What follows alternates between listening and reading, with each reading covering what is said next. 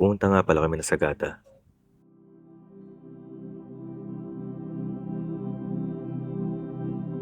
Ito ang unang gala ng taon ko. Hindi naman siguro ito tungkol sa pagmo-move on.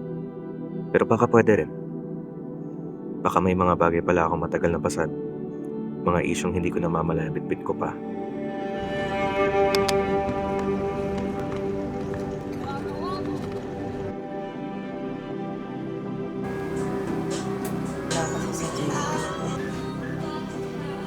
Naalala ko tuloy ng bata pa ako.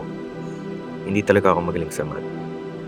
May exam kami kinabukasan ng grade 2 kaya hanggang alas 2 na madaling araw, pinipilit kong intindihin ang multiplication at division. Pero wala. Nakatulala lang ako sa papel. Habang sumasayaw ang mga numero, parang ayaw magpakilala. Kumusta yung lamig? Sobrang lamig. Sobrang lamig. Sobrang lamig. Kamusta ang lamig, pre? Uy, Daredevil, oh. Pagtungtong ko ng koleyo, algebra agad ang unang bumaksak sa akin. May mga subject akong inulit, hindi dahil ayoko, hindi dahil mahina talaga ako sa bilang. So, anong mga bago natin natutunan ngayon? Yung church nila is not pure Catholic. So yung pare nila is pwedeng mag-asawa. At when they die, katabi nila yung asawa nila.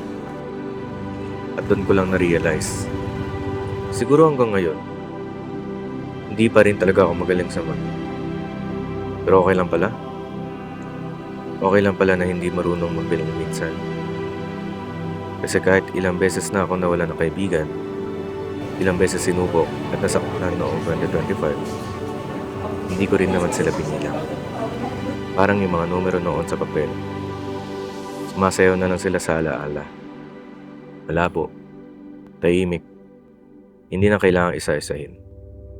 Sagada, salamat. Dito ko na sila iwan.